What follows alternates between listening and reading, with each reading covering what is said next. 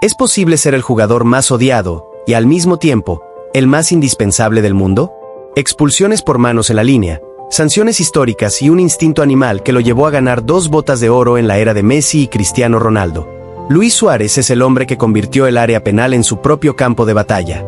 En este episodio, desglosamos la caótica y brillante carrera del uruguayo que demostró que, para tocar la cima, a veces hay que pelear con las uñas y los dientes. Prepárate, porque hoy conocerás el ascenso, la caída y la redención del pistolero. La cámara sobrevuela los campos áridos de Salto, Uruguay, bajo una luz dorada de atardecer que parece suspendida en el tiempo.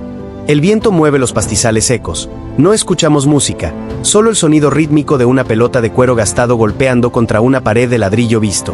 Es el año 1987. En una casa humilde, un niño de mirada intensa y dientes prominentes corre tras un balón que parece ser una extensión de su propio cuerpo.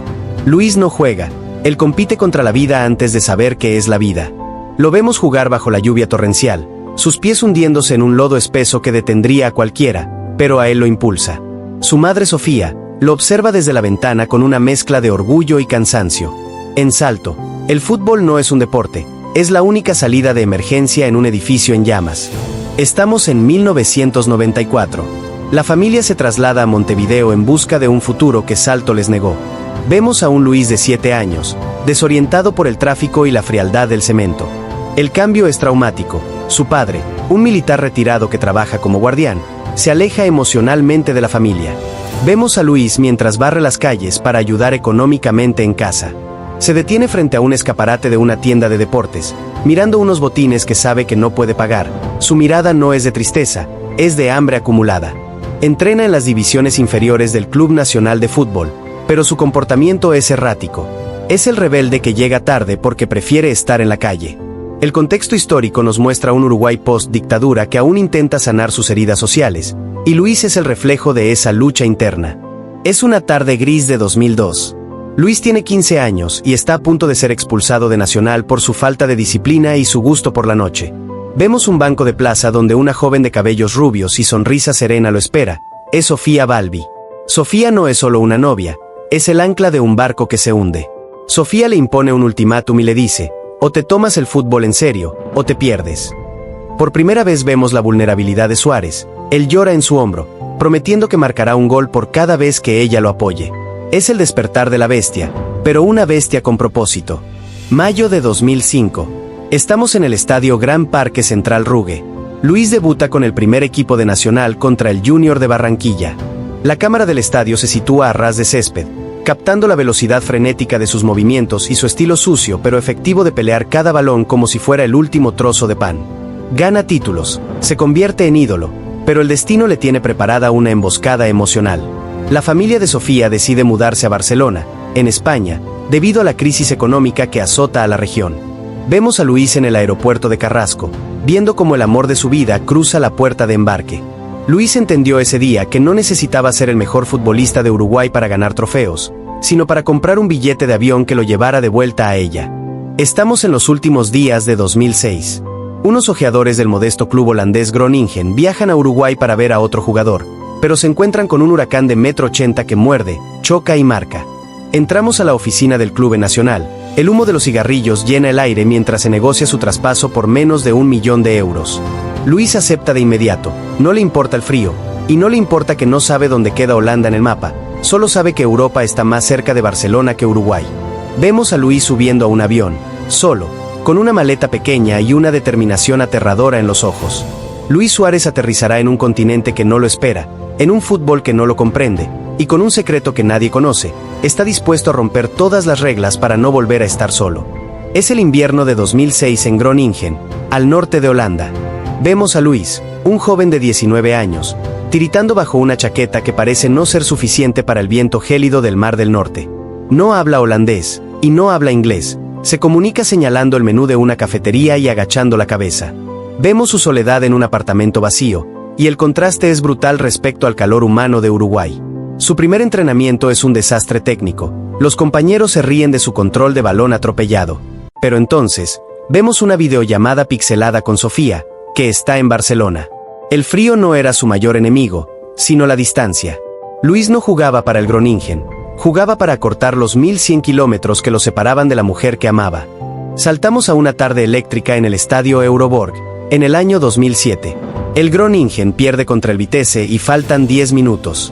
La cámara del estadio se vuelve frenética, siguiendo a Luis en una carrera desesperada, y en 5 minutos, marca 2 goles imposibles. Uno de ellos, tras una galopada donde parece que va a perder el equilibrio 3 veces, pero su cuerpo se retuerce de forma antinatural para impactar el balón. Vemos el rostro de los defensas holandeses, es una mezcla de asombro y miedo, no entienden su estilo, no es la elegancia de Van Basten, sino que es la furia de la calle montevideana. El contexto histórico nos sitúa en una Eredivisie que prima la táctica sobre la pasión, y Luis es un elemento disruptivo. Se convierte en el pistolero, y cada vez que marca, hace el gesto de disparar con sus manos, es una declaración de guerra al destino que intentó dejarlo en la pobreza. Las oficinas del Ajax de Ámsterdam, el templo del fútbol total, se abren para él. Recorremos los pasillos llenos de fotos de Johan Cruyff, pero Luis entra caminando con una confianza que bordea la arrogancia. Ha forzado su salida del Groningen, incluso yendo a los tribunales. Es la primera vez que el mundo ve su lado implacable, y si algo se interpone entre él y su objetivo, lo apartará por la fuerza. Vemos el momento en que se enfunda la camiseta blanca con la franja roja, y se convierte en el capitán extranjero más joven de la historia del club. Luis perfecciona su técnica, ya no es solo un luchador, ahora es un arquitecto del área. En 2009, bajo la mirada de un joven asistente técnico llamado Dennis Bergkamp, Luis comienza a marcar goles que desafían la física, terminando la temporada con 35 tantos en 33 partidos. Noviembre de 2010. Estamos en un partido de alta tensión contra el PSV Eindhoven. Hay una trifulca en el centro del campo, el ruido del estadio desaparece y solo escuchamos el latido de un corazón acelerado. En un instante de cortocircuito mental, Luis muerde el hombro de Othman Bakkal. La cámara del estadio captura la cara de desconcierto de Bakkal y la mirada perdida de Suárez, como si hubiera despertado de un trance. La prensa holandesa lo bautiza como el caníbal del Ajax. La misma intensidad que lo hacía imparable ante el portero, era la que lo traicionaba ante la frustración. Es suspendido por 7 partidos, y su reputación en Europa está manchada para siempre, pero el Liverpool de Inglaterra está mirando más allá de la cicatriz. Julio de 2010. Estamos en Johannesburgo, Sudáfrica, en los cuartos de final del Mundial. El partido es Uruguay contra Ghana, y todo un continente empuja a los africanos. El marcador está 1-1 en el último minuto de la prórroga. Un balón vuela hacia la red uruguaya, superando al portero. Luis, sobre la línea de gol, vuela y despeja el balón con las 2 manos, como si fuera un portero de balonmano. La cámara del estadio enfoca la tarjeta roja del árbitro. Luis camina hacia el túnel de vestuarios, llorando, y cubriéndose la cara con la camiseta. El estadio celebra el penalti para Ghana, pero entonces, el balón golpea el larguero y sale fuera. La cámara del estadio corta a Luis en la boca del túnel, saltando de alegría, y celebrando la desgracia ajena como un título mundial. Esa noche, el mundo conoció al hombre capaz de sacrificar su propia honra para salvar a su país. Pero la redención suele exigir un precio que Luis aún no ha terminado de pagar. Vemos un plano melancólico de los muelles de Liverpool. El cielo es de un gris plomo y la lluvia fina golpea los ladrillos rojos de Anfield. Es enero de 2011, Luis baja de un coche negro, vistiendo un chándal que le queda algo grande, y en las noticias se habla de la salida de la leyenda Fernando Torres. Vemos a Luis entrando en el vestuario, el ambiente es pesado, es un club histórico en horas bajas. Pero cuando pisa el césped, la atmósfera cambia, y en su debut contra el Stoke City, marca a los 16 minutos. La cámara del estadio captura su rostro de asombro al escuchar por primera vez a The Cop corear su nombre. No es solo un jugador nuevo, es eléctrico, y es caótico. Liverpool no necesitaba un caballero, necesitaba a un superviviente que supiera pelear en el fango, y Luis traía el lodo de salto pegado a las botas. Es octubre de 2011. Estamos en el clásico contra el Manchester United. La cámara del estadio se centra en un intercambio de palabras entre Luis y Patrice Evra. El contexto histórico nos sitúa en una Inglaterra extremadamente sensible al racismo, y lo que sucede en el campo se convierte en un juicio nacional. Vemos los rostros serios en los tribunales deportivos. Luis es sancionado con 8 partidos y una multa económica. La prensa británica lo destroza, y lo llaman monstruo. La escena es desgarradora, Luis sentado en su cocina en Liverpool, con la cabeza entre las manos, mientras Sofía intenta consolarlo. Por primera vez, Luis siente que el fútbol no lo protege, sino que lo expone. El mundo entero lo señala, pero en Anfield, la lealtad es una religión, y los fieles no piensan abandonarlo. La temporada 2013 y 2014 es el año de la magia pura. La cámara del estadio se convierte en un instrumento de precisión para captar la obra maestra de Luis. Vemos el partido contra el Norwich. Fueron 4 goles, y a cada cual más absurdo. Un disparo desde 40 metros, un cabezazo desde fuera del área, y un tiro libre que parece guiado por un hilo invisible. Luis es ahora una fuerza de la naturaleza. No bebe, no sale de fiesta, solo entrena y vuelve con sus hijos, llamados Delfina y Benjamín. Los aficionados llevan máscaras de Suárez, y se convierte en el primer jugador no europeo en ganar el premio al jugador del año de la PFA. Hubo un momento en que Luis Suárez fue el mejor jugador del planeta, un hombre que jugaba al fútbol como si estuviera escribiendo poesía con una rama de espino. Es abril de 2014. El Liverpool está a las puertas de ganar su primera liga en 24 años. El partido es contra el Chelsea. Pero vemos el fatídico resbalón de Steven Gerrard y el gol que rompe el corazón del estadio de Anfield. La cámara del estadio se enfoca en Luis tras el pitido final contra el Crystal Palace, cuando el título se les escapa definitivamente. Se cubre la cara con la camiseta para ocultar sus sollozos incontrolables, y Gerrard tiene que levantarlo del suelo. Es el final de un ciclo, y Luis sabe que ha dado todo lo que tenía, pero no ha sido suficiente. Liverpool le dio una voz cuando el mundo lo quería callado, pero el destino le tenía reservado un escenario aún más grande, y un juicio final. Junio de 2014. Estamos en el estadio das Dunas, Natal, en el Mundial de Brasil, y el partido es Uruguay contra Italia. La cámara del estadio captura el calor sofocante, y el sudor brillando en la piel de los jugadores. En un forcejeo dentro del área, Luis choca con Giorgio Chiellini, la imagen se detiene, y el mundo contiene la respiración. Luis vuelve a morder, la cámara del estadio enfoca sus ojos, es una mirada de pánico absoluto, y la mirada de alguien que sabe que acaba de tirar su carrera por la borda. El árbitro no lo ve, pero las cámaras del mundo sí. Vemos a Luis saliendo del estadio escoltado por la policía, expulsado del Mundial como un criminal, y prohibiéndole incluso entrar en un estadio de fútbol por 4 meses. Escuchamos el sonido de unos pies golpeando un balón contra una pared, pero no es un estadio, es un jardín privado en las afueras de Casteldefels. Es el verano de 2014, y Luis Suárez está bajo arresto deportivo. La FIFA le ha prohibido incluso ser presentado oficialmente. La cámara del estadio lo muestra entrenando solo, como un proscrito, mientras en los medios de comunicación se debate si el FC Barcelona ha cometido el error más grande de su historia al fichar a un caníbal. Vemos a Luis mirando de lejos el Camp Nou desde una colina, sin poder entrar. El hombre que mordió por frustración ahora debe masticar el silencio. Luis está en la ciudad que siempre soñó, pero como un fantasma que no puede tocar el césped. La cámara del estadio enfoca el túnel de vestuarios del Santiago Bernabéu. El blanco del Real Madrid deslumbra, y Luis aparece tras meses de inactividad, con el rostro tenso y los pulmones quemando. El contexto histórico nos muestra el clásico más mediático de la década. Vemos el primer pase de Luis, una asistencia precisa para animar, pero se le nota falto de ritmo, y pesado según la prensa. El Barcelona pierde 3-1. El debut no fue un cuento de hadas, fue un recordatorio de que en el fútbol, el pasado no se borra con un cheque, se borra con sangre y sudor. Es enero de 2015. Estamos en un partido contra el Atlético de Madrid. La cámara del estadio captura un momento que cambiará la historia. Messi, Suárez y Neymar abrazados tras un gol. Hay una química casi mística entre ellos, y Luis toma una decisión sin precedentes. Deja de ser el centro del universo para convertirse en el socio perfecto del 10. 3 depredadores que decidieron no devorarse entre sí. Luis encontró en Leo al hermano que nunca tuvo, y en esa amistad, el Barcelona encontró un arma de destrucción masiva. El tridente empieza a anotar goles a un ritmo que desafía las estadísticas de la época. 6 de junio de 2015. Es la final de la Champions League en Berlín. La cámara del estadio sigue a Luis mientras el marcador está empatado 1-1 contra la Juventus. En el minuto 68, tras un rechace de Buffon, Luis aparece como un rayo para empujar el balón a la red. Su grito de gol es un desahogo de años de rabia contenida. Vemos a Luis levantando la orejona bajo una lluvia de confeti plateado. Ha pasado de ser el paria del Mundial al rey de Europa en menos de un año.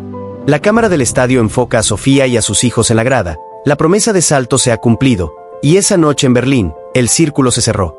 El niño que barría calles para comprar botas ahora besaba el trofeo más prestigioso del mundo. Es mayo de 2016. Luis termina la temporada con 40 goles en la liga, arrebatándole la bota de oro a Messi y Cristiano Ronaldo. Es el cenit de su carrera, pero la cámara del estadio nos muestra un primer plano de sus rodillas, vendadas y castigadas. El esfuerzo físico empieza a pasar factura. Los años siguientes fueron ligas ganadas, goles de chilena imposibles, pero también la sombra de las derrotas en Roma y Liverpool. La atmósfera se vuelve pesada y tensa, tras la humillante derrota por 8-2 ante el Bayern de Múnich, en agosto de 2020. Luis sale del campo con la cabeza baja. Es septiembre de 2020. El ambiente es de traición, y el club que ayudó a reconstruirlo echa por la puerta de atrás con una llamada de 1 minuto. Vemos a Luis salir del entrenamiento llorando, como un gigante herido por la ingratitud. Estamos en el Estadio Metropolitano, vacío por la pandemia, y bajo una atmósfera de guerra fría. Diego Simeone, el Cholo, lo recibe con un abrazo que parece un pacto de sangre. El Barcelona pensó que le estaba quitando un problema de encima, pero el Atlético de Madrid sabía que estaba adoptando a un lobo herido que todavía tenía hambre. Luis entrena con una ferocidad renovada, y convirtiendo el rechazo en el combustible más puro de su carrera. Mayo de 2021. Estamos en el Estadio José Zorrilla en Valladolid. El Atlético necesita ganar para ser campeón. Vemos la tensión en los rostros de los jugadores, y el miedo al fracaso flota en el aire. En el minuto 67, Luis se escapa solo, el tiempo se detiene, y con una frialdad de cirujano, bate al portero. El pitido final desata la locura. Vemos a Luis sentado en el césped, solo, con su teléfono móvil en la mano. Está llorando desconsoladamente mientras habla por videollamada. Es el triunfo de la voluntad sobre el olvido. La imagen de Luis levantando la copa bajo el cielo de Madrid es el testamento de un hombre que se negó a que otros escribieran su final. Verano de 2022. Una campaña sin precedentes en redes sociales bajo el hashtag Suáreza Nacional moviliza a todo un país. Estamos en el Estadio Gran Parque Central en Montevideo, y miles de personas esperan. Luis baja de un avión privado y se enfunda de nuevo la camiseta del club que lo vio nacer. Vemos a Luis jugando en canchas humildes del interior de Uruguay, las mismas que pisó de niño, y marcando goles que valen un campeonato uruguayo. Cerrar el círculo no es volver al principio, es regresar al lugar donde fuiste feliz después de haber conquistado el mundo. Luis volvió a casa para recordar por qué empezó a patear una pelota de trapo en el barro de Salto. Estamos en 2024. El sol brilla sobre el Chase Stadium en Fort Lauderdale. La cámara del estadio capta una imagen que parece sacada de un sueño: Luis Suárez y Lionel Messi, juntos de nuevo, y compartiendo entrenamientos en el Inter Miami. Sus cuerpos ya no son los de antes. Las rodillas de Luis crujen en cada apoyo. El dolor es crónico y cotidiano. Vemos a Luis tomando pastillas y recibiendo tratamiento antes de cada partido para poder caminar. Pero cuando el balón rueda, la magia sigue ahí. Se convierte en el máximo goleador del equipo, demostrando que el instinto no envejece. El cuerpo le pide que pare, pero el corazón le exige una última batalla al lado de su mejor amigo. El fútbol es, al final, una excusa para no decir adiós a la juventud. Septiembre de 2024. Estamos en el Estadio Centenario de Montevideo. Es su último partido con la selección de Uruguay. La cámara del estadio recorre las gradas llenas de banderas celestes y rostros bañados en lágrimas. Luis camina hacia el centro del campo mientras el himno nacional suena con una fuerza que hace vibrar el cemento. Luis abraza a sus hijos en el círculo central, toma el micrófono, y su voz se quiebra diciendo: «Di todo por mi país». Se retira el hombre, y se queda el mito. El niño de Salto que corría descalzo se va como el máximo goleador de una nación que nunca lo olvidará. El pistolero ha guardado sus armas, pero el eco de sus goles retumbará para siempre. Comenta: ¿crees que Suárez es el mejor delantero uruguayo de la historia? Comparte con ese amigo futbolero que necesita ver esto. Suscríbete para más historias de leyendas. Y dale like si te apasionan las curiosidades del fútbol y las biografías que inspiran.